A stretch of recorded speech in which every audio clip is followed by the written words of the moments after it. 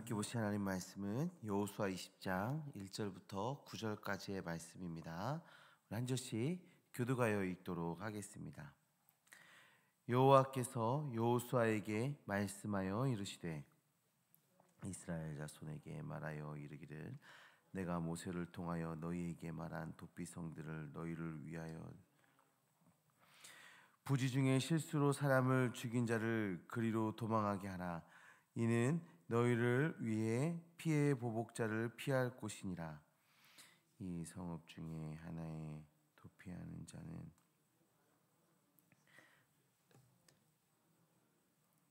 그의 귀에 자기의 사건을 말할 것이요 그들은 그를 성읍에 받을 한 곳에 줘 자기들 중에 거주하게 하고 피해 보복자가 그의 뒤를 따라온다 할지라도 그들은 그 살인자를 그의 손에 내주지 말지니 이는 본래 미워함이 없이 부지중에 그의 이웃을 죽였음이라.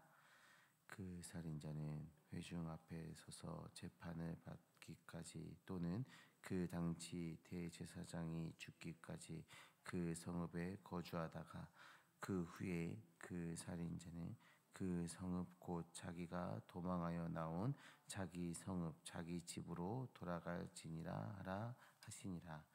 이에 그들이 납달리의 산지 갈릴리 게데스와 에브라임 산지의 세겜과 유다 산지의 기럇 아르바 곧 헤브론과 그리고 동쪽 요단 저쪽 루벤 지파 중에서 평지 광야의 베셀과 갓 지파 중에서 길르앗 라못과 므낫세 지파 중에서 바산 골란을 구별하였으니 같이 읽습니다.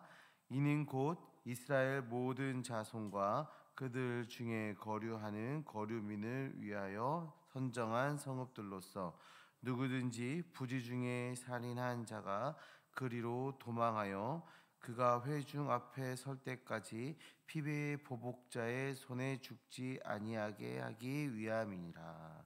아멘. 오늘 본문의 말씀은 어찌 보면 우리가 세상의 기준으로 그냥 바라봤을 때 어찌 보면 좀 아이러니한 말씀 중에 하나로 보이는 이 도피성에 대한 말씀입니다. 왜냐하면 이 도피성은 살인자를 보호하는 규정이지 않습니까?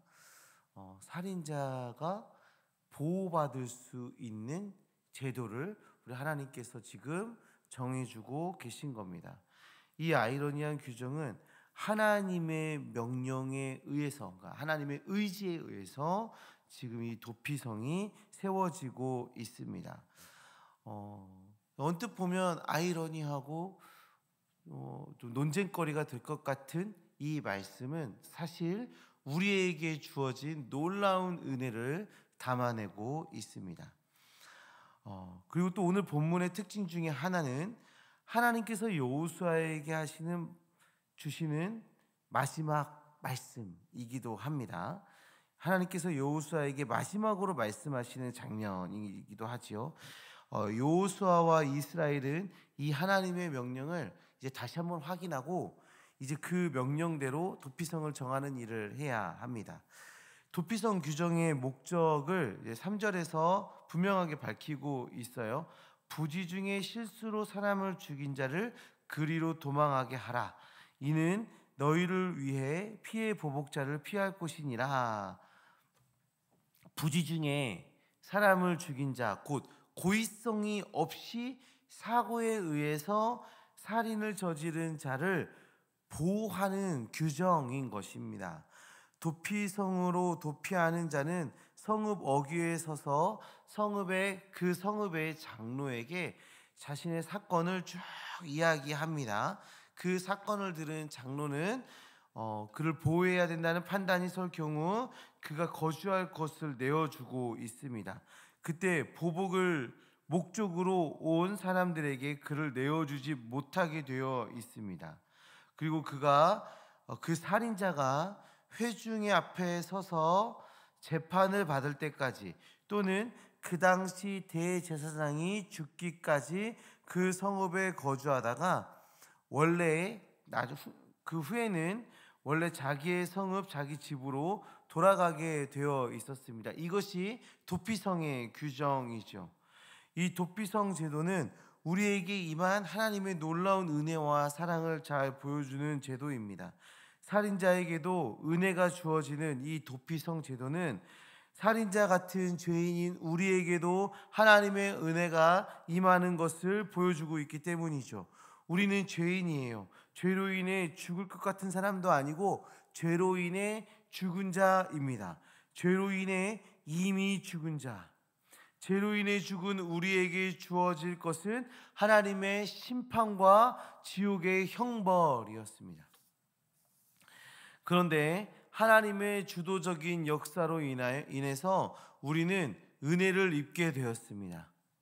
예수 그리스도를 우리에게 보내주시고 예수 그리스도께서 십자가 지심으로 우리의 죄를 대속해 주셨죠. 이 역사로 예수 그리스도께서는 우리의 도피성이 되어 주셨습니다. 우리는 예수 그리스도 안에서 보호를 받고 쉼을 누리며 새 생명을 누리게 된 것이죠.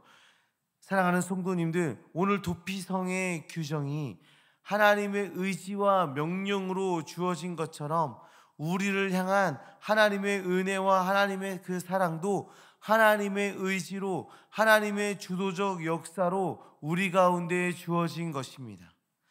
하나님의 사랑이 우리에게 임하여 하나님의 은혜가 우리를 사로잡아 하나님의 역사가 우리를 이끄셔서 우리는 그 은혜 아래 머물게 된 것입니다. 그 하나님의 은혜와 그 사랑을 누리게 된 것입니다. 그 하나님의 사랑을 깊이 묵상하는 오늘 하루 되시기를 소망합니다. 연휴의 마지막 날에 온 가족이 하나님의 그 사랑을 묵상하며 하나님을 예배하는 오늘 하루 되기를 간절히 소망합니다. 7절부터 또 8절의 말씀을 보시면 도피성의 위치에 대한 이야기들을 해주고 있어요. 정확하게 그 거리를 재고 이렇게 얘기하기는 이 시간이 좀 짧지만 이 모든 도피성은 각 지파와 지파 사이에 그 도피성이 세워지도록 명령되어지고 있습니다. 그것은 그 어디서 출발하더라도 어느 위치에서 출발하더라도 그 각 도피성의 위치가 대략 비슷한 그 거리에 놓여지도록 도피성을 선정하고 있는 장면을 볼 수가 있어요. 여기에서 우리가 무엇을 느낄 수 있어요? 누구도 하나님의 은혜에 배제되어 있지 않는다라는 것을 보여주는 장면 아니겠습니까? 이스라엘 백성이라면 누구든지 모든 백성이 그 하나님의 은혜를 누려야 하는 것입니다. 하나님의 백성들이 하나님의 은혜를 모두 누리도록 하나님께서 그 이스라엘 백성들을 배려해 주고 계신 거죠. 간혹 우리는 고난을 마주할 때 하나님의 은혜가 우리 가운데 없다 느껴지는 그 순간이 있죠. 나 홀로 서 있는 것 같은 그런 느낌이 주어지는 그런 순간들이 우리에게 있습니다. 그런데 우리는 기억해야 합니다. 하나님은 그 순간에도 은혜의 하나님으로 우리 가운데 계시고 우리가 그 은혜를 누리길 원하고 계십니다.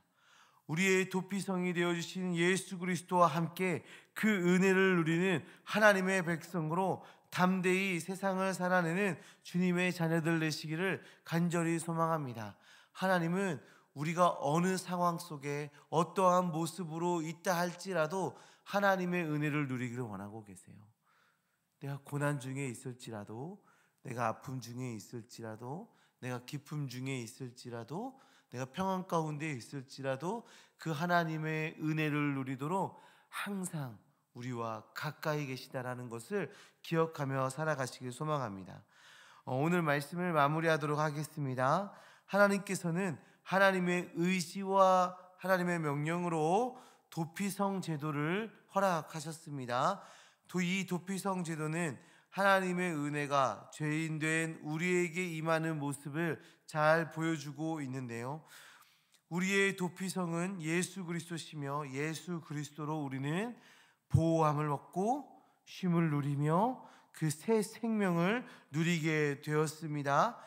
그 예수 그리스도를 통해서 우리는 모든 상황 속에서 하나님의 은혜를 누릴 수 있는 그 은혜를 얻게 되었습니다.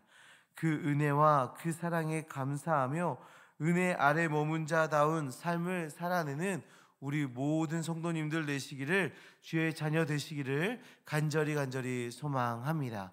우리 이 시간 함께 기도하셨으면 좋겠습니다. 함께 기도하실 때 죄인 된 우리를 구원해 주신 그 하나님께 감사의 고백으로 나아가시기 바랍니다. 우리에게도 하나님의 은혜를 누릴 수 있도록 인도하여 주신 하나님의 그 사랑에 감사의 고백으로 나아가시기 바랍니다.